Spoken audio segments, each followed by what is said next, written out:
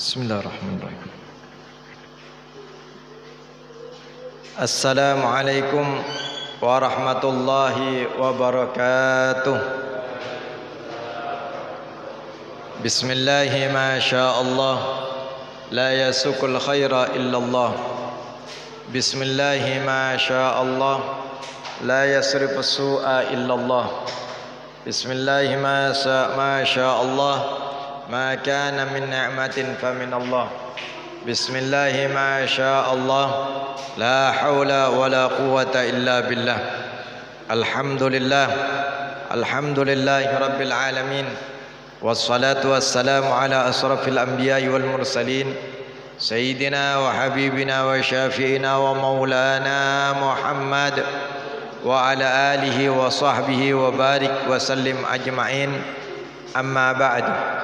Yang kami hormati Ketua Pengurus Masjid Al-Husna beserta pengurus-pengurus yang lainnya, yang kami hormati para sesepuh, bapak-bapak, ibu-ibu, jamaah salat maghrib yang dirahmati oleh Allah Subhanahu wa taala. Mudah-mudahan kita semua selalu diberi kemuliaan oleh Allah Subhanahu wa taala, kemuliaan di dunia maupun kemuliaan di akhirat. Amin amin ya rabbal alamin. Selalu kita haturkan rasa syukur kita kehadirat Allah Subhanahu wa taala atas segala limpahan rahmat karunia-Nya kepada kita. Begitu juga salawat dan salam selalu pula kita haturkan kepada junjungan kita Nabi besar Muhammad sallallahu alaihi wasallam, kepada keluarga dan sahabatnya, kepada para tabi'in, kepada para ulama al-amilin.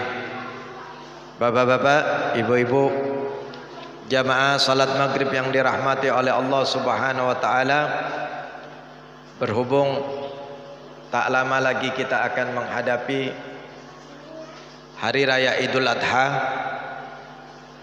Di dalamnya, di bulan Dzulhijjah, bukan hanya perintah kewajiban haji yang menjadi salah satu rukun Islam, namun juga ada perintah anjuran berupa penyembelihan hewan kurban.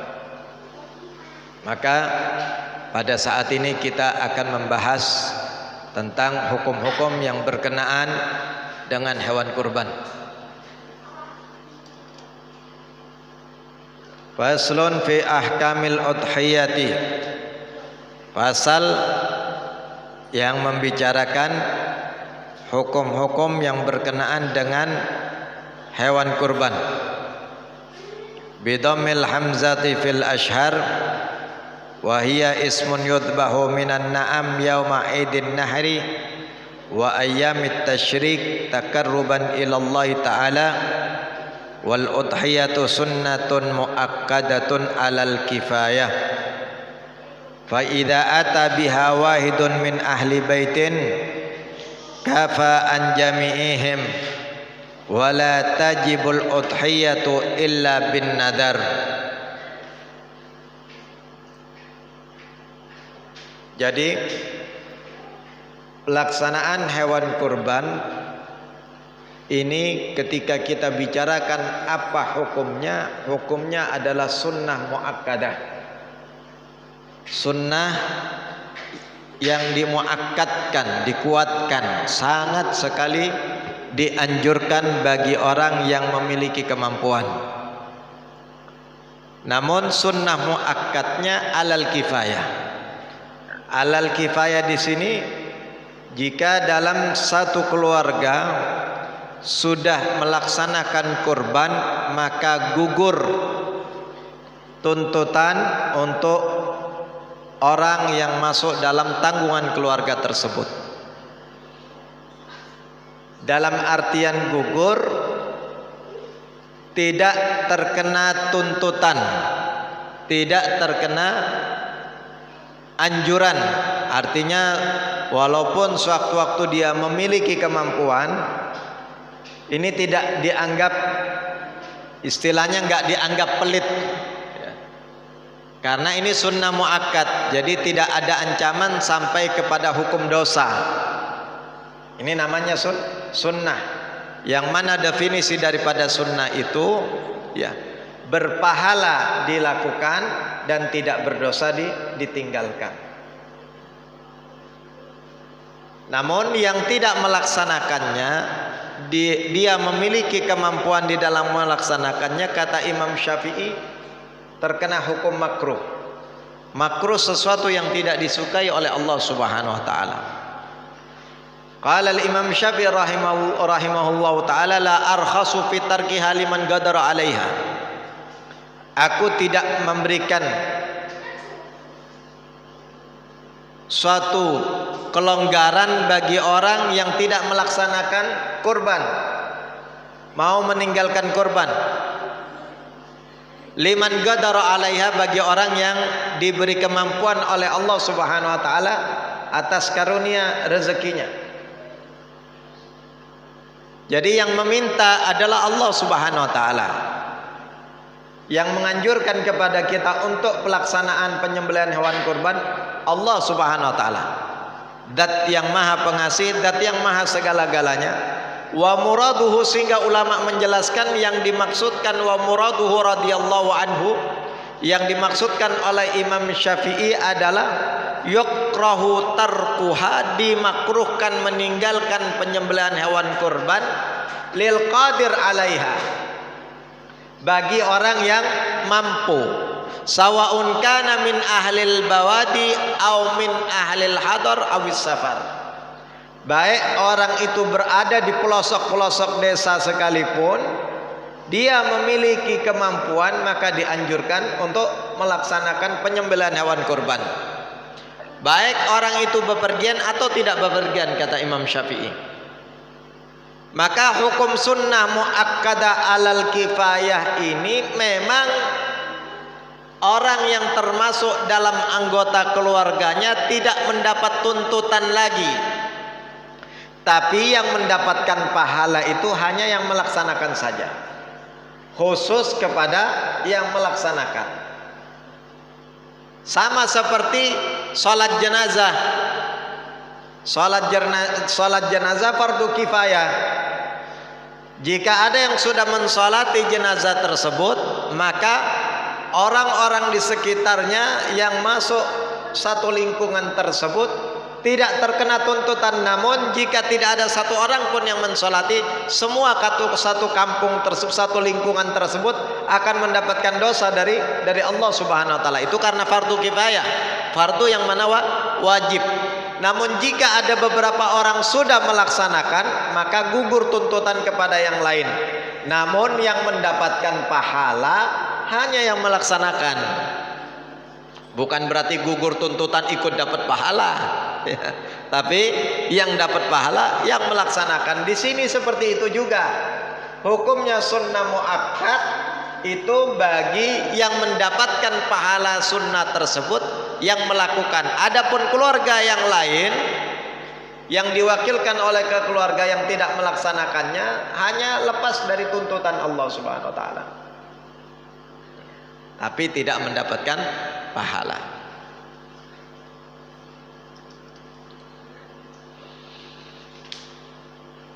Adapun pada pelaksanaannya yang sudah sama kita ketahui, pada hari raya Idul Adha, pada tanggal 10 Dzulhijjah, sekedar melaksanakan sholat Idul Adha 2 rakaat dan khutbah 2 khutbah khafifatain, 2 khutbah yang tidak terlalu panjang, maka sudah masuk waktunya. Artinya waktu penyembelihan sudah diperbolehkan.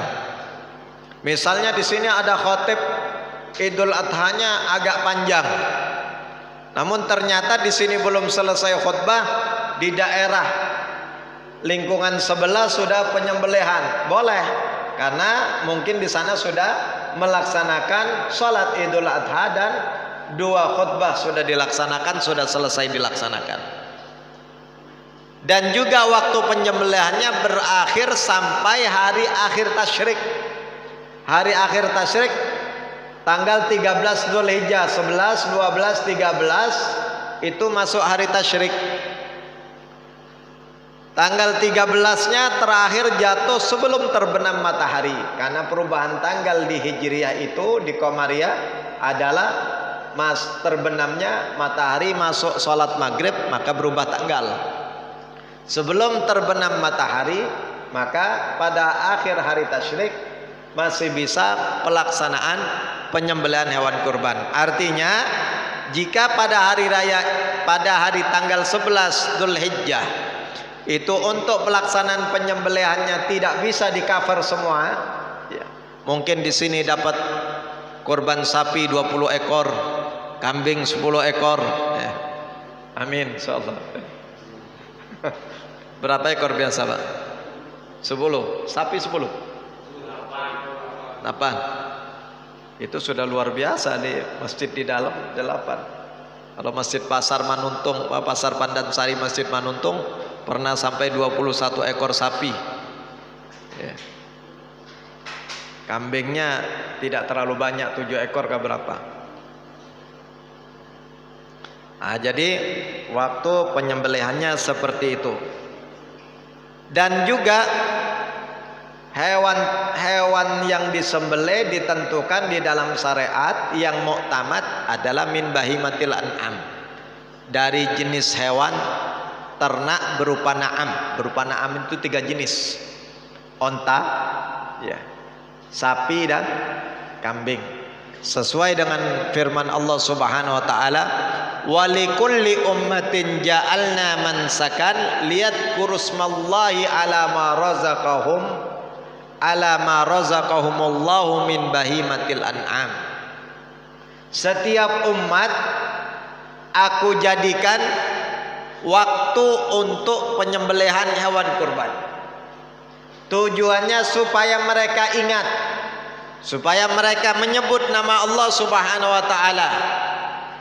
Ingat atas apa? Atas rezeki yang telah Allah limpahkan kepada mereka berupa hewan ternak al-an'am.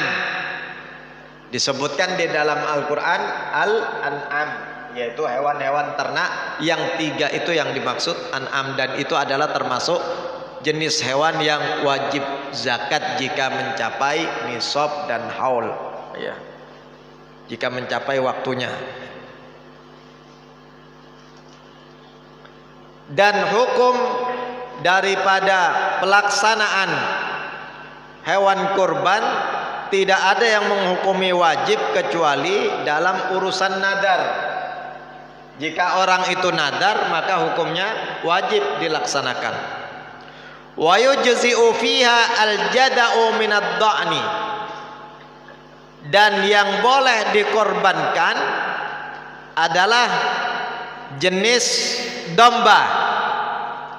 Domba wa huwa malahu sanatun wa ta'ana fitaniyah, yang berumur 1 tahun masuk tahun kedua.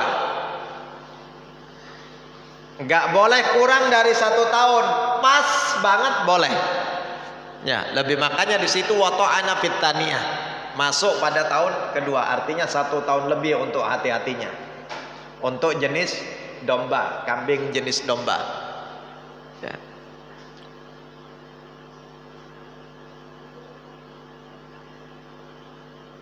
Terus yang selanjutnya adalah minat thaniyah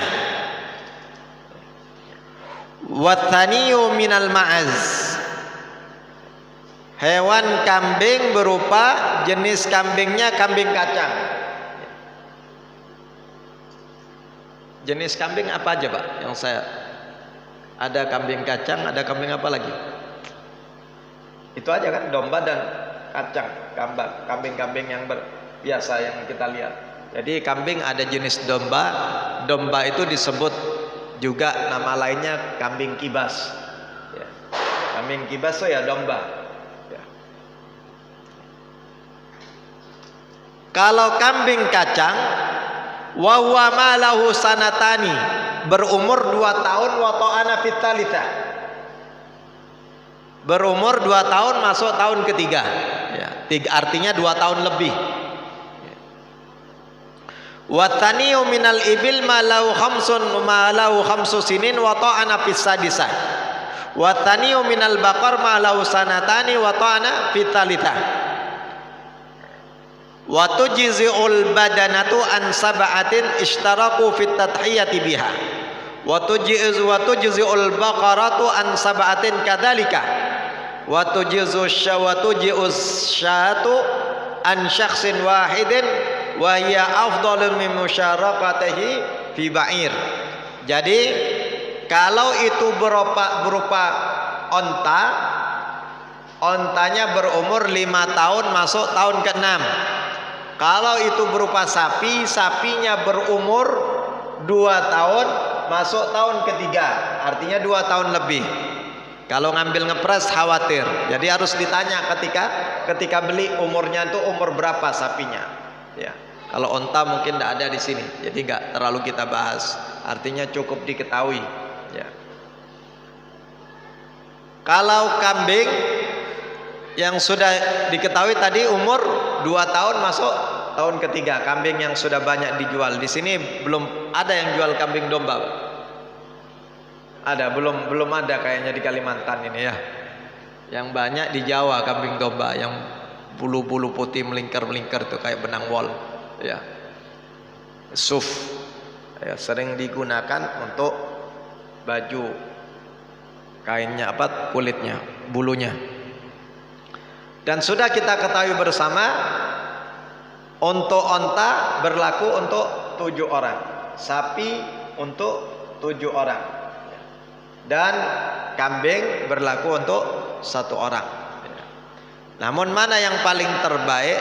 Apakah bareng 7 orang seperti itu ya, atau satu persatu? Yang terbaik adalah satu persatu, kambing 1 orang 1 ya, daripada gabungan.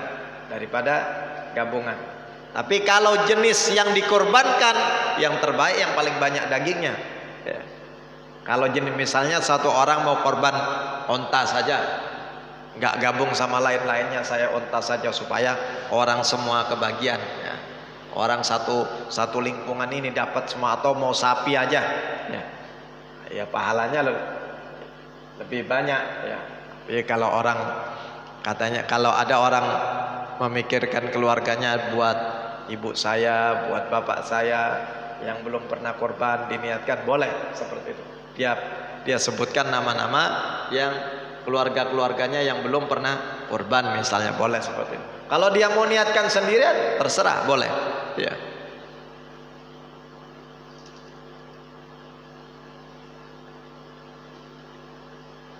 Wa afdalu anwa'il udhiyya ibilun thumma baqarun thumma ghanamun wa arba'un fi ba'din nasah wa arba'atun la tujzi'ud fi dhahaya ahaduha al-awra'ul bayyinu ay ad-dhahir.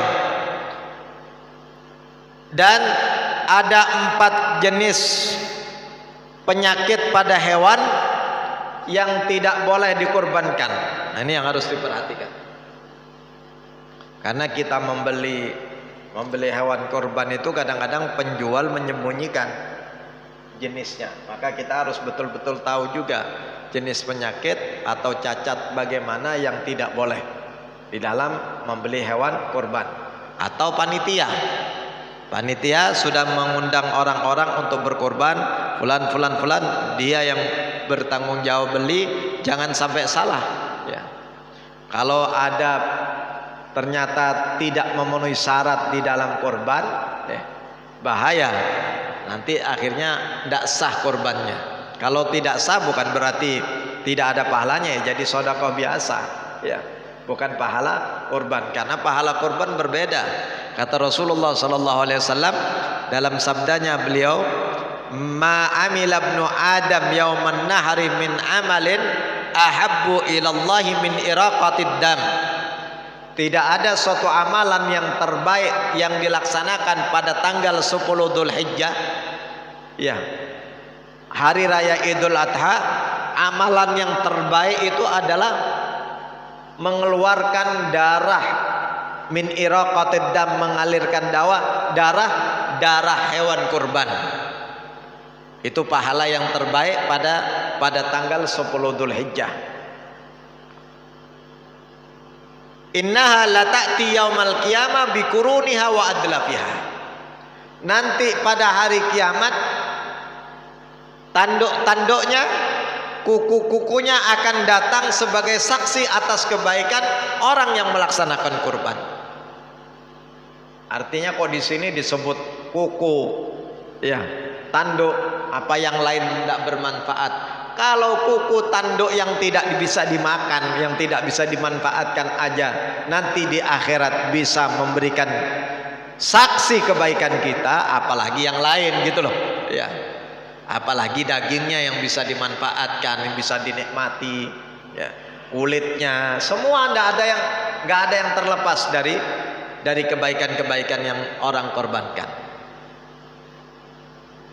Wa inna dama la yaqa'u minallahi bimakanatin qabla an yaqa'a minal ardi fatayyibu biha nafsan.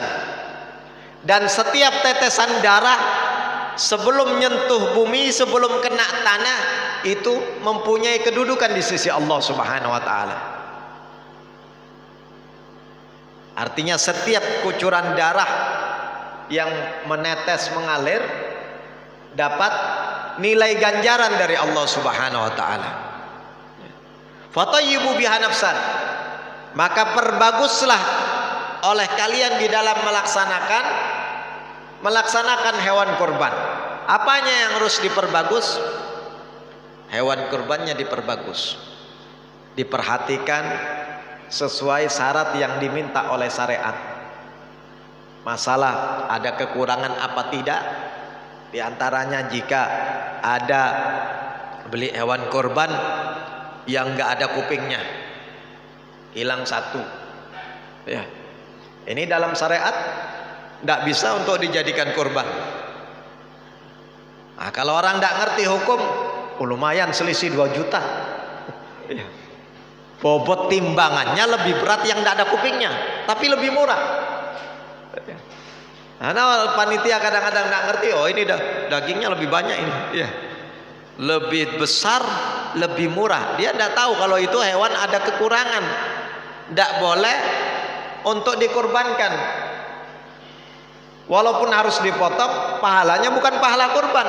Sama aja orang itu belum melaksanakan hewan kurban, belum melaksanakan penyembelihan hewan kurban.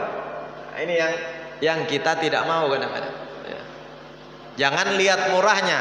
Kalau murah di bawah harga normal itu harus kita dikoreksi. Ada apa ini? Ya. Yang di sana 20 juta, di sini 16 juta. Beda 4 juta, lumayan. Oh, ternyata buntutnya putus separuh katanya. Buntut tidak pengaruh, ya. Lebih besar tidak ngaruh. Menurut dia tidak ngaruh. Emang yang punya syariat siapa? Yang punya aturan siapa? Allah Ta'ala yang menentukan.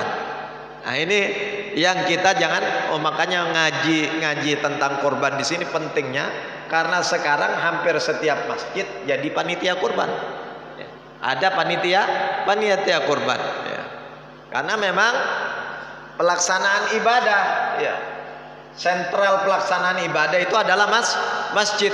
Ya, sentral segala jenis ibadah, bukan hanya sholat. Rasulullah menjadikan masjid untuk meeting tentang peperangan di masjid, karena jihadnya melawan orang kafir, berarti bernilai ibadah. Nah, kalau perang muslim antar muslim ya jangan bicara di masjid, Pak, ya dapat dosa nanti. Ya. Ya, silakan.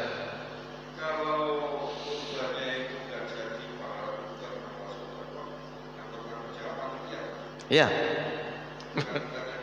Bukan yang korban. Tapi kalau si pihak korban tahu, yang berkorban ini tahu, ya, dia merasa itu tidak sah, tetap dapat tuntutan, ya. Makanya waktu membeli, panitia itu memberitahukan hewan kurbannya, disunahkan begitu. Ini hewan kurbanmu, tolong dikoreksi. Atau diajak perwakilan di antara 7. Kita mau beli sapi, mari salah satu di antara kalian ikut kami. Kalau panitia tidak mau disalahkan, ya. Ya nanti sampai di sana ngotot ya. Sampai di sana, ini lebih murah, lebih gede. Ya, misalnya. Ternyata sampai di sini ada ustadz ngasih tahu, nah, ini kok tidak ada kupingnya, tidak sah untuk kurban ini. Nah, dibeli seminggu sebelumnya. Ustadznya datang yang ngasih tahu, loh ini besok sudah penyembelihan misalnya. Ada orang yang mengerti, akhirnya kasih tahu, oh tidak sah ini. Kembali ke tempat penjual sudah nggak bisa, ya kan? Sudah misalnya sudah ada perjanjian 3 hari lebih sudah nggak bisa kembali.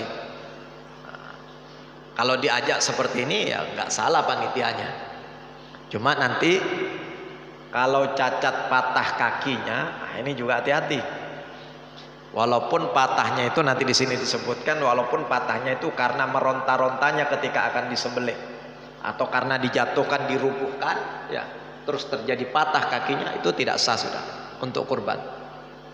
Walaupun karena meronta, walaupun karena dijatuhkan, mau dirubuhkan, ada perlawanan yang keras, kan macam-macam sapi itu ya.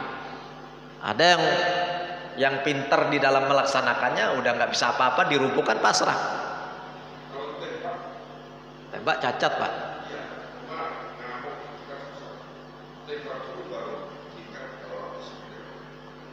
Ya berarti kan cacat, ya dilihat cacat apa tidak. Nah, kalau terjadi cacat gara-gara tembakan, orang meronta sendiri aja, apalagi sengaja dengan ditembak ya. Iya, makanya dilihat tembakan itu menjadikan kakinya patah atau tidak gitu, atau ada misalnya tus kena kupingnya mencelat hilang misalnya. Keluar darah tidak jadi masalah. Tembak keluar darah terus melemah dia kan supaya tidak jadi masalah. Yang penting matinya disembelih nantinya ya.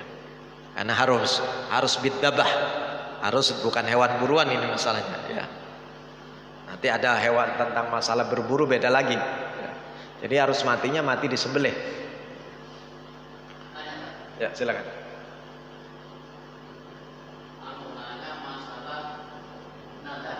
Nadar ini kan sebelum 1 tahun sudah dipelihara, sebelum kurban ini kena penyakit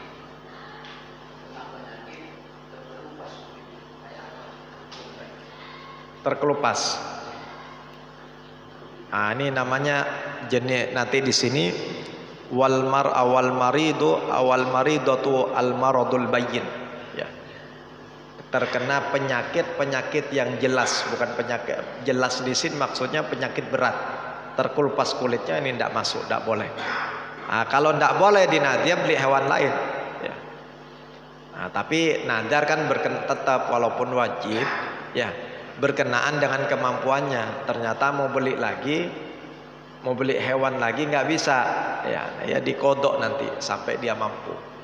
Hewan yang desa ini hewan yang ada tidak masuk syarat di korban. Nadarnya untuk korban ya, bukan nadar menyembelih. Bukan. Kalau nadar menyembelih ya bebas, walaupun yang terkupas kulitnya tidak jadi masalah ya. Nadar mau disembelih bukan korban, tapi nadar saya mau motong sapi misalnya. Tapi bukan nanti pada tanggal 10 Dzulhijjah. Tapi saya tidak nadar korban, nadar penyembelihan hewan saja. Ya.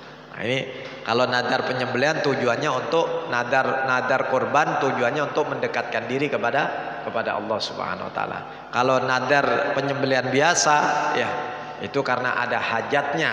Nah, bukan untuk fuqara masakin. Tapi kalau nadar di sini untuk hajatnya, namun karena untuk hajatnya tercapai, karena hukum penyembelihannya itu bukan kurban tapi penyembelihan biasa, tidak apa-apa dia ya, artinya ikut membagikan, ikut melaksanakan dan sebagainya ya. Kalau nadar kurban dia tidak boleh makan sama sekali.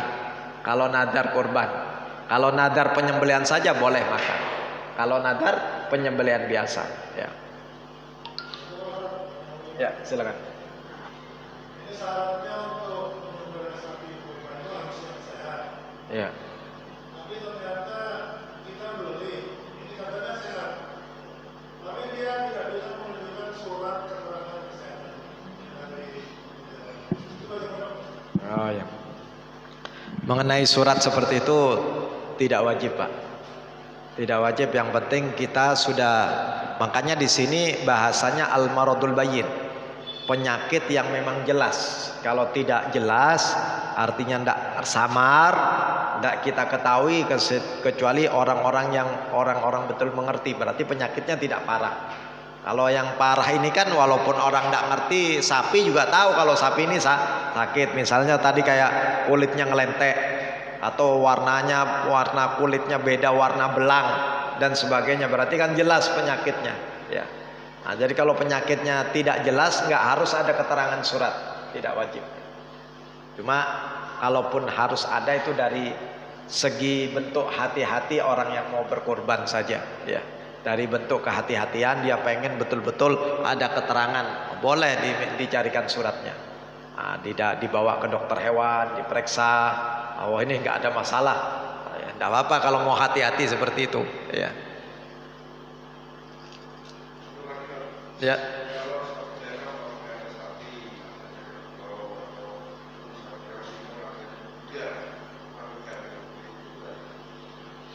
Ya, kuda bukan jenis na'am. Ya, sama di dalam bab zakat. Jadi kalau orang punya 100 kuda nggak wajib zakat. Tapi kalau punya 100 ekor sapi, jangankan sampai 100. Kalau kerbau tidak termasuk karena jamus dia. Ya.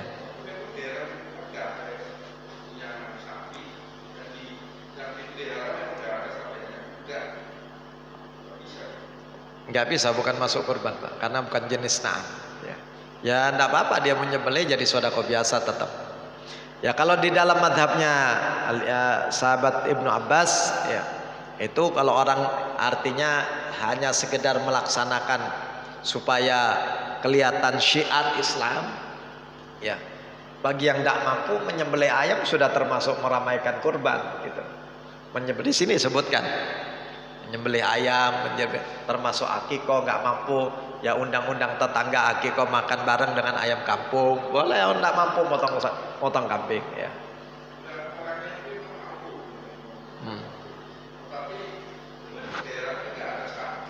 Iya.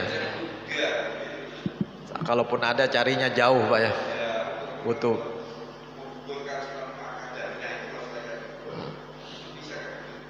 Ya tetap seperti ayam tadi Pak. Karena bukan jenis an'am dia, bukan jenis na'am ya. Kita baca dulu supaya nanti masuk bagian yang penting. Apa jenis 4 penyakit tersebut? Jenis apa? Jenis hewan yang tidak boleh dikorbankan karena ada kekurangan.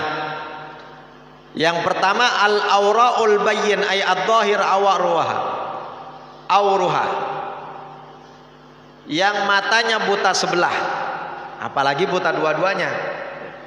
Wa in baqiyat al-hadaqatu fil asah, walaupun biji matanya masih ada, tapi digini-gini kan nggak ada respon, buta ya.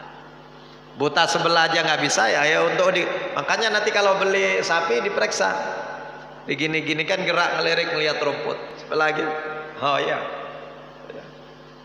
Jadi harus ke sana ya. Tahu dituntun nabrak-nabrak.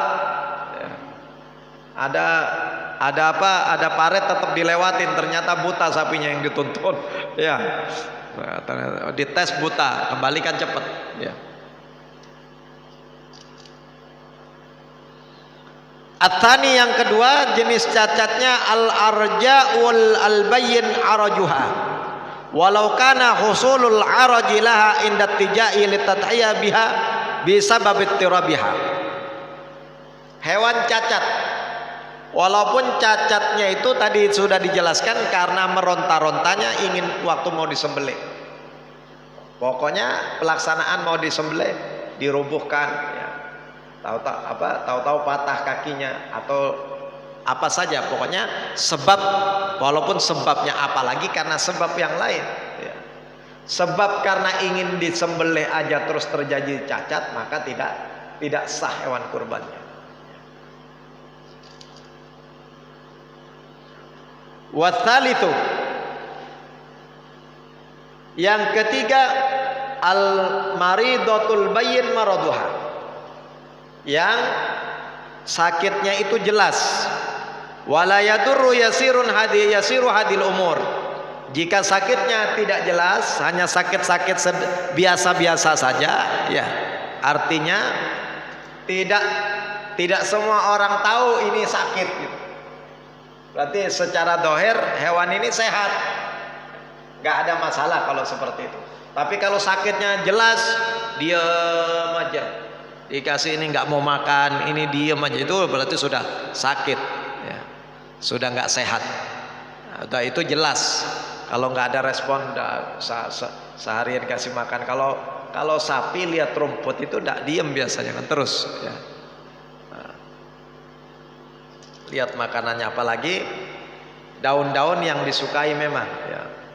Warabi yang keempat al-ajfa'u wahia allati dhahaba mukhuha ay dhahaba dimaghuha minal hazal al-hasil laha. Yang keempat dengan sebab karena terlalu kurus, mungkin karena terlalu kurus hilang otaknya di dalam, ya, nggak ada. Loh, bagaimana kita tahu? Atau tampak gemuk tapi nggak ada otaknya, ya. Otaknya nggak ada, begitu disembelih ternyata nggak ada otaknya, nggak jadi masalah.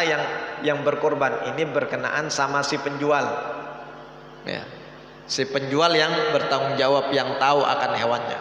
Bagaimana kalau sama-sama nggak tahu? Nggak masalah, ya. Tapi kalau penjual tahu, dia tetap jual, sudah tahu ini untuk dikorban dan memang musim korban pada saat-saat sekarang. Dan selaku penjual itu biasanya harus menjelaskan kekurangan barang-barang yang dijual, ya, termasuk menjual hewan. Jadi kalau misalnya lebih murah, oh ini ada kekurangannya, tapi kalau bapak mau korban jangan beli ini.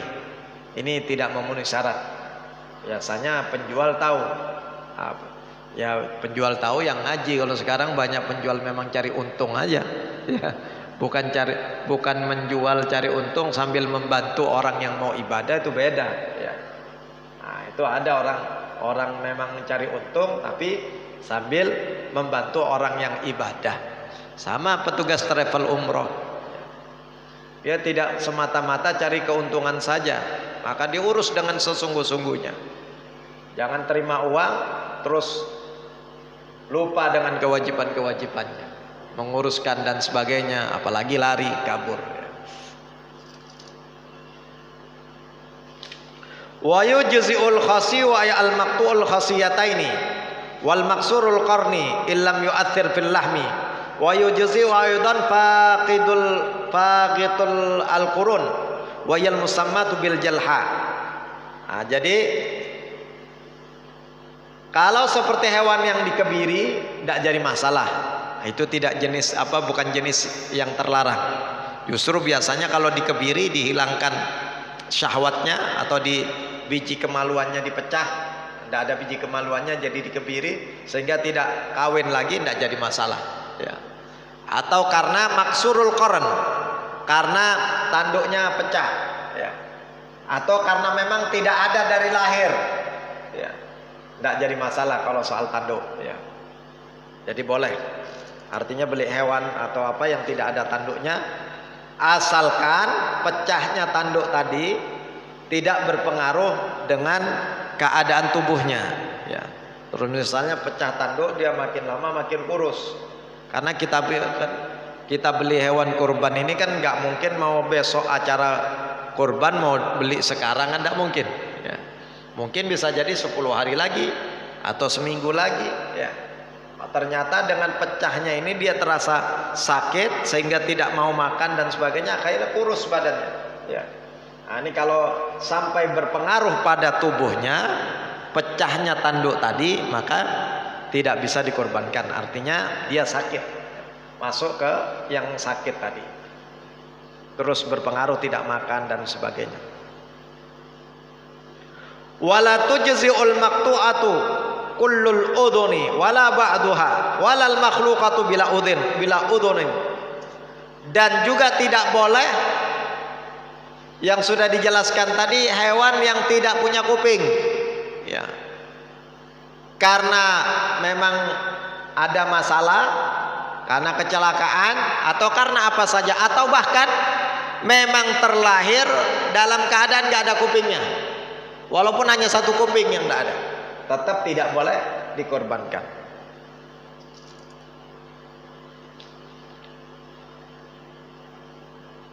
Walal maqtu'ud danabu wala ba'duhu.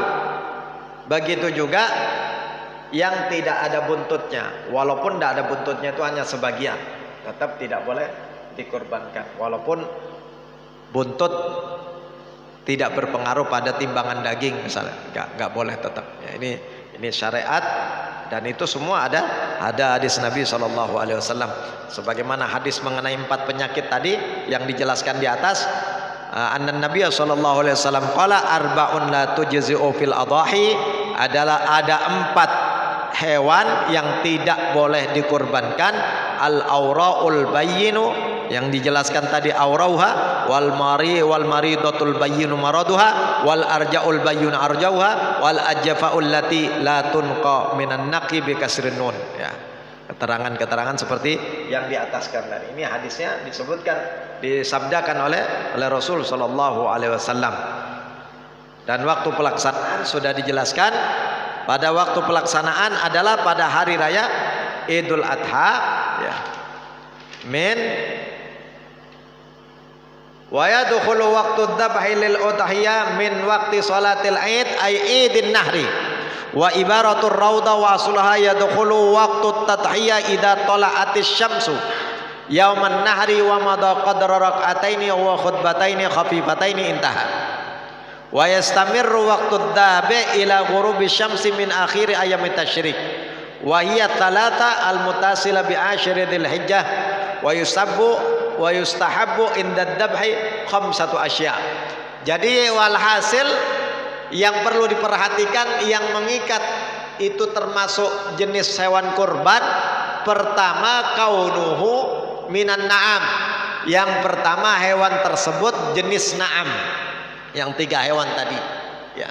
Sudah diperjelas di sini. Wa kaunuhu, yang kedua adalah yaum pelaksanaannya, penyembelihannya yauma idil adha atau yauman nahri wa ayyamit tasyrik wa layaliha, yang dilakukan pada hari Idul Adha pada tanggal 10 Dzulhijjah sampai akhir hari tasyrik. Yang ketiga yang mengikat itu dinamakan kurban adalah kaunuha taqarruban ilallah, niatnya untuk mendekatkan diri kepada Allah Subhanahu wa taala, artinya niat untuk ibadah, niat melaksanakan perintah Allah Subhanahu wa taala.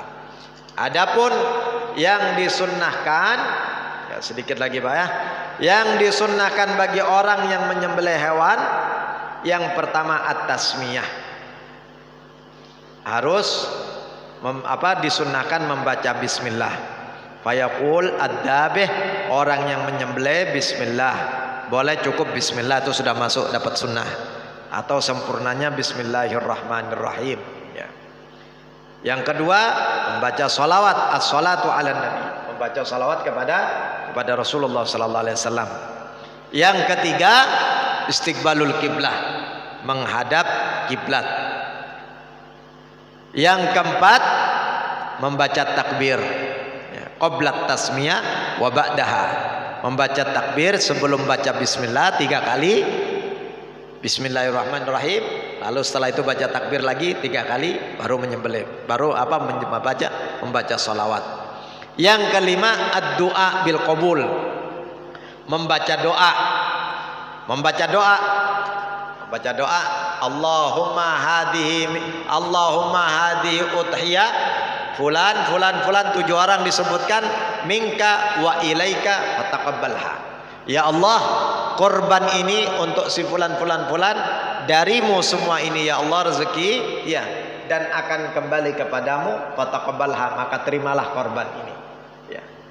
Juga yang harus diperhatikan oleh panitia, ya, selain panitia korban kan memperhatikan cara penyembelihan yang dianjurkan oleh syariat, juga yang berkenaan dengan orang yang berkorban.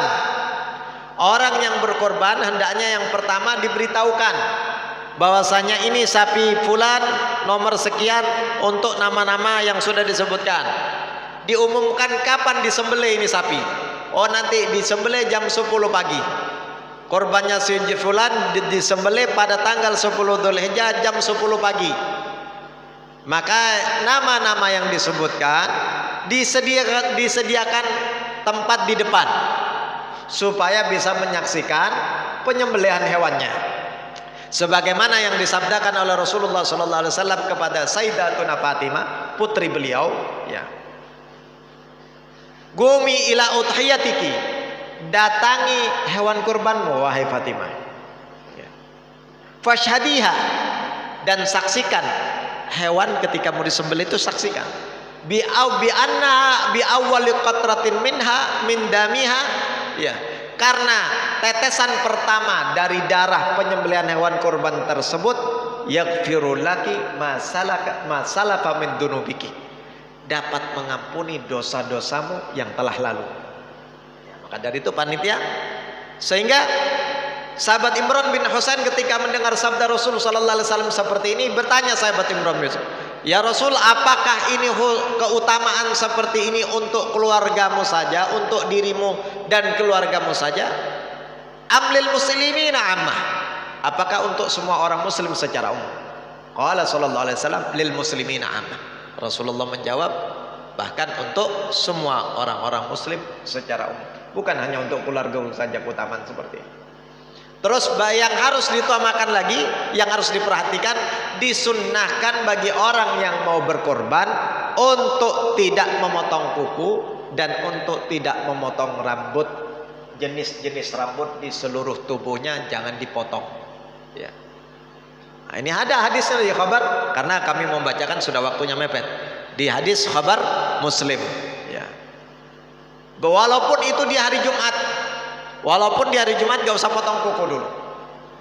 Wal makna fihi syumulul, tujuannya apa? Syumulul maghfirah wal itqu minan nar li jami'i dzalik. Tujuannya supaya seluruh anggota tubuhnya mendapat ampunan dan mendapat pembebasan dari siksa neraka. Itu keutamaan orang yang mau berkorban tapi tidak memotong anggota tubuhnya. Anggota tubuhnya maksudnya kuku, rambut, atau ada kulit yang bisa dikelentek bekas luka ngering hitam kan? Nah, itu jangan dikelentek dulu, jangan dikupas, biarkan. Ya Pak. Nah, kecuali memang lepas sendiri, ya. Paham Pak ya? Ada yang ditanyakan mungkin? Sudah jelas semua? Ayo silakan.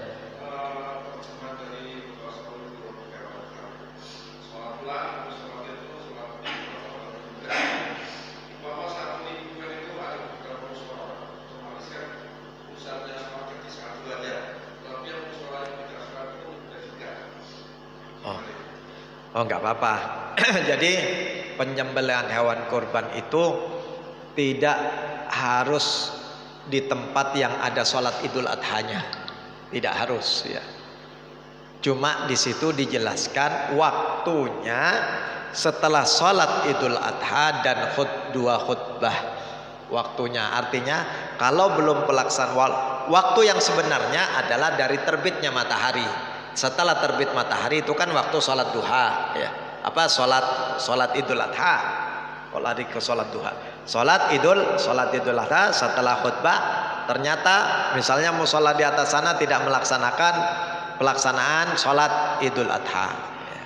Tapi mau melaksanakan kurbannya saja karena digabung di sini misalnya, ya cukup. Ternyata di sana panitia sudah mendengar, oh khutbahnya sudah selesai, ya, sudah boleh pelaksanaan. Nah, jadi tidak harus di tempat yang ada sholat Idul Adhanya, ya. Fasholli li rabbika wanhar itu perintah sholat, wanhar dan sembelih. Artinya bukan tempatnya itu harus di tempat yang ada sholat Idul Adha, tapi perintah sholat dan perintah juga anjuran untuk menyembelih hewan kurban, ya. Dua perintah dalam satu hari, ya. Dalam satu hari ada dua perintah, ya. Kalau rukun Islam kan bukan perintah yang baru, memang kewajiban dari rukun Islam, ya. Artinya maka yang dimaksud itu fasalli, salatlah kamu. Suruh salat apa di situ? Ai salat Idul Adha, yaitu salat Idul Adha. Maka di situ kan tidak dijelaskan fasalli, itu artinya bahasa Arab fasalli, salatlah kamu, ya. Wanhar dan sembelihlah. Apa yang disembelih? Nah, itu yang menjelaskan ini secara rinci hadis-hadis Rasul Shallallahu Alaihi Wasallam, lalu hadis-hadis Rasul dijelaskan oleh para ulama yang dijelaskan di dalam kitab-kitab fikih mereka. Ya. Ada lagi? Ya. Kalau yang berkorban tidak menyaksikan sapinya yang berkorban itu bagaimana?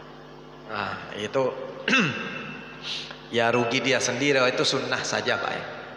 Dianjurkan untuk menyaksikan, tapi nggak wajib, tapi tetap sah kurbannya. Bukan harus menyaksikan. Cuma kan rugi. Keutamaannya kan dapat melebur dosa kita. Kenapa? Ya, ingat kalau perempuan yang kurban, kalau mau menyaksikan ya suruh nutup aurat. Ya, jangan nanti pakaian singlet mau lihat kurban. Tadinya mau cari pahala, kan dengan pahala kurban ini ada dosa lagi yang datang. Ya, tidak usah udah belakang, tidak usah saksikan gitu kan aja. Ya, cukup sudah. Nah, nanti orang tidak lihat kurban, lihat kamu. Ya, mau nyaksikan kurban pakaian singlet, aduh, repot ini. Ya, suruh video call aja lo, nggak bisa nutup aurat. Ya. Ya. Daging kurban non muslim untuk dibagikan kepada non muslim tidak jadi masalah ya. Tetap sah kurbannya, cuma kita utamakan ya kita tidak ada manfaat, tidak dianjurkan bersedekah kepada non muslim ya, tapi kita utamakan kepada orang-orang kita dulu. Kalau ada lebih, kalau dia menjadi tetangga masjid ya tidak apa-apa, jangan menjaga perasaannya, dibagikan, disenangkan. Mungkin dengan disenangkan dapat hidayah. Begitu ada, oh ternyata muslim ini punya perhatian, bisa dapat hidayah ya. Bisa masuk Islam gara-gara itu ya. Tidak apa-apa, tidak jadi masalah ya. Cuma kalau bicara mana yang harus kita utamakan ya, kalau dia bukan tetangga masjid ya kita utamakan orang-orang kita ya. Ya. Mulai kapan tidak boleh memotong?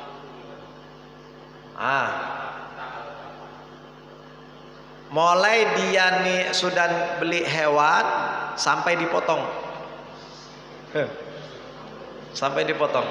Kalimatnya yusannu ini saya hafal ya. Yusannu man yuridut tadhiyata an la yuzila sya'rahu wa dhafrahu hatta fi asyri dzil hijjah hatta yudhiyah.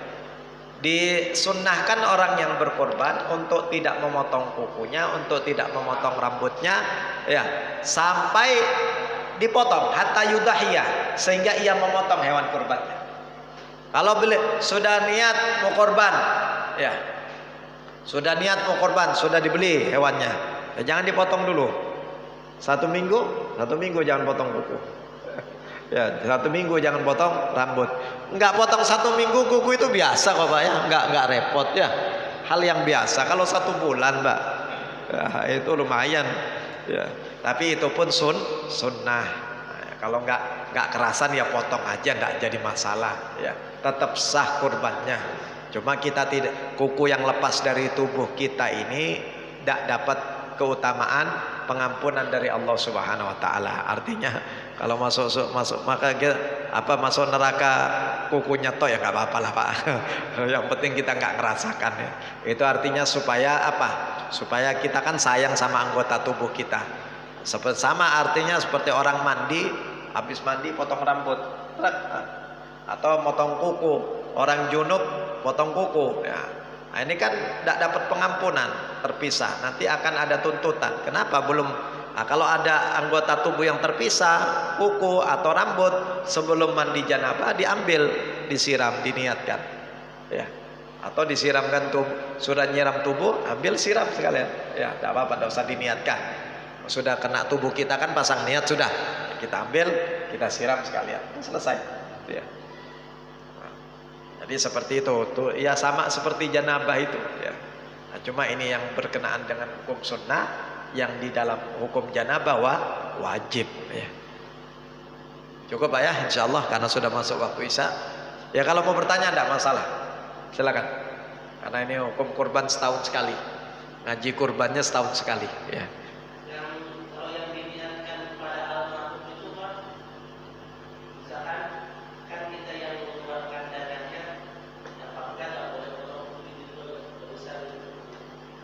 Untuk almarhum. Oh, kita. Iya. Tapi kita tidak ikut di situ. Sekarang kan ada misalnya Anda beli hewan kurbannya untuk 7 orang, Anda nggak masuk di dalam 7, ya tidak usah. Potong kuku bebas-bebas saja, orang Anda beli hanya membelikan saja. Ya, keutamaan pahala sodako tadi, pahalanya memberikan sehingga orang bisa melaksanakan kurban. Ya.